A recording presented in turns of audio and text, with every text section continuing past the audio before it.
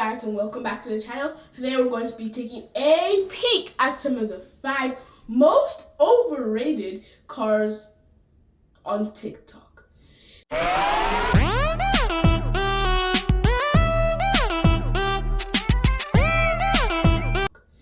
TikTok these days is a general app where you can go on, you can watch videos, you can watch shorts, and you can have entertainment for a good amount of time. But at the same time, with all that content there's also a lot of car content. But with that car content, there comes the good and the bad. And today, we're going to be discussing about 5 cars that TikTok has ruined. Now, let's begin. The first car on this list is the Mazda RX-7. The Mazda RX-7 is a very pricey car. And just because it's a Japanese car doesn't mean it's always reliable, because the Mazda RX-7 is very unreliable. Along with its very similar counterpart, the Mazda RX-8, they're both unreliable and they share about all the bad things that the Mazda RX-7 has. But today we're only going to be discussing about the Mazda RX-7. The Mazda RX-7 also is very old, coming out in around the 1990s.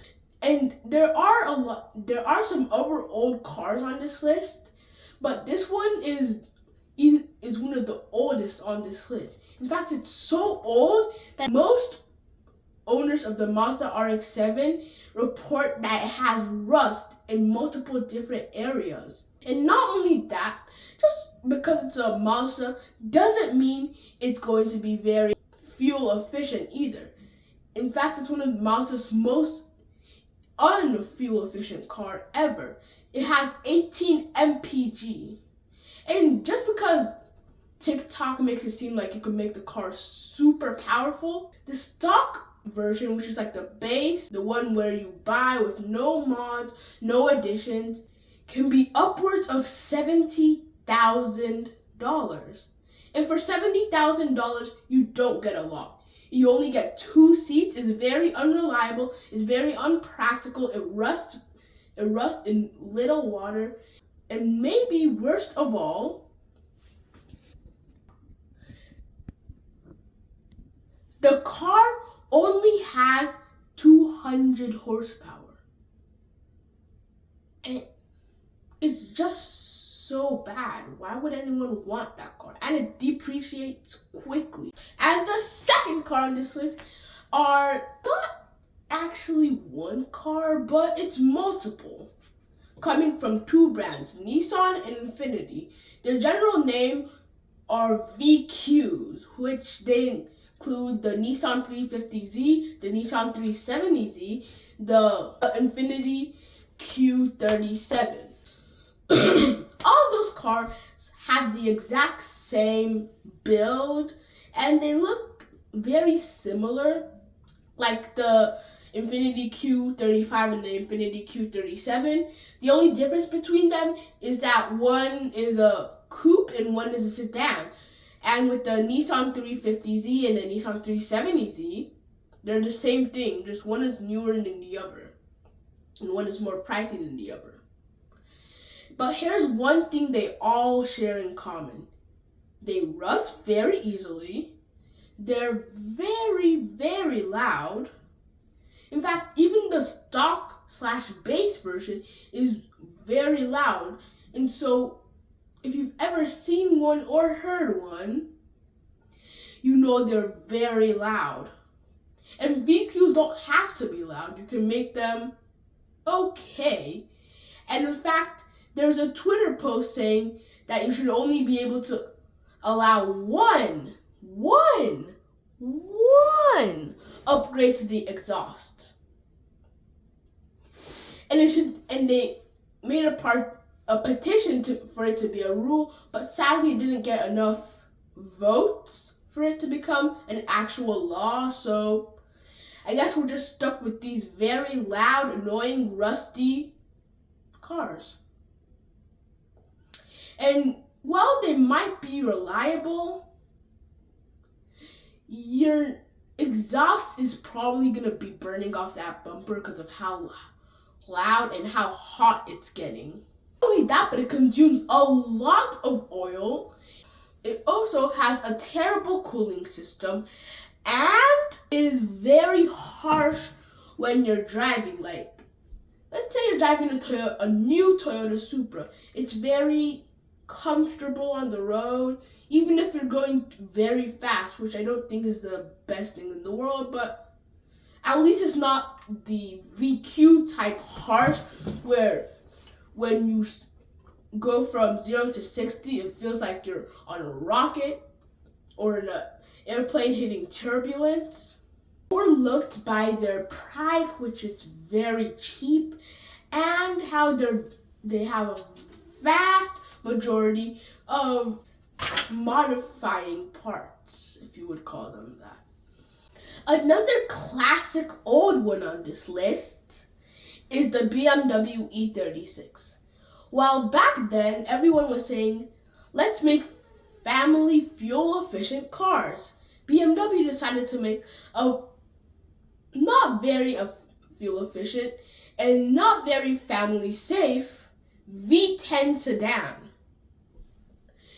Not even Koenigsegg had put a V10 or even a V12 in one of their cars.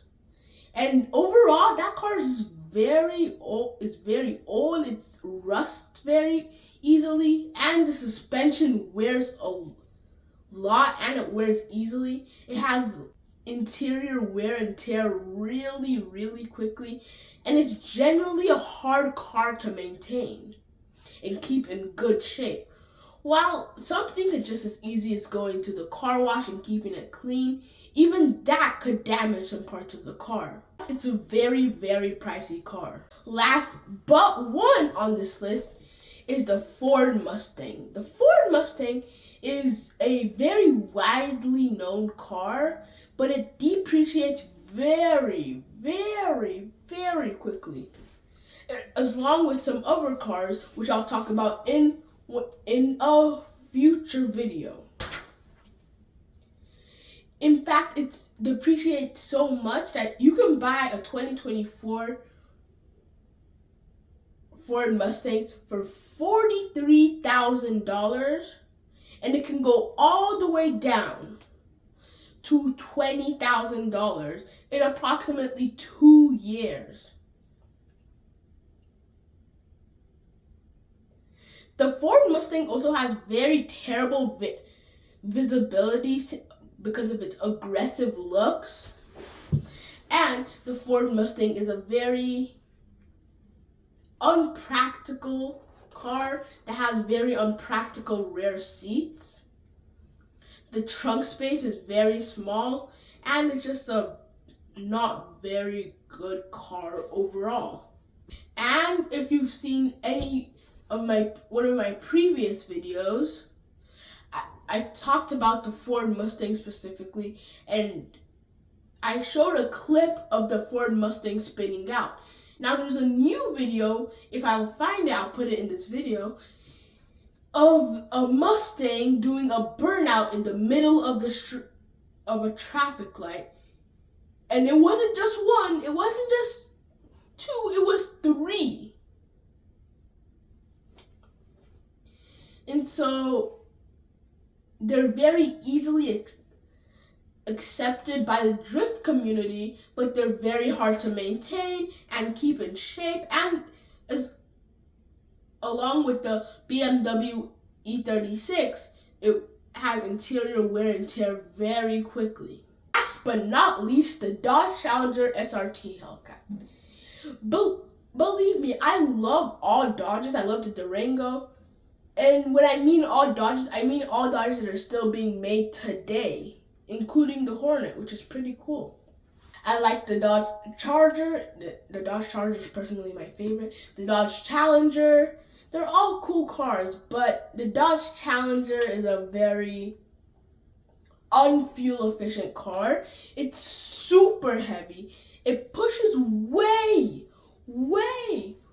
too much power to the rear wheels. We're talking 707 horsepower, 807 horsepower, not 797 horsepower, straight to the rear wheels. In fact, the Dodge Challenger SRT Hellcat is so fast that I was able to escape a police helicopter and a few police cars that were made by Dodge. So Dodge cars are now getting faster than the police cars. And the car is very heavy. It weighs approximately 4,400 pounds, but with the BMW M5 that just came out a few months ago, it's much heavier, and I'll be talking about that in my next video, where I talk about 3 cars that were just released that are coming out soon and are cool and are really cool, and 2 cars made by Germany that are falling off. Not only that, but the Dodge Challenger has terrible, and I mean terrible, steering. And especially at high speeds, it has terrible steering. Let's say you're going 60 miles per hour and there's a sharp turn on the highway. You're gonna have to brake a lot. But did I mention the brakes are terrible? They're absolute garbage. They aren't getting you to a 40 or a 20 in under 3 seconds, unlike my mom's Toyota Camry. Thank you guys for watching this video. Don't forget to hit the like button, the subscribe button, and the notification bell to know when I upload a new video. Thank you guys so much for the support and helping me reach 3K subscribers. See you guys next time. Bye.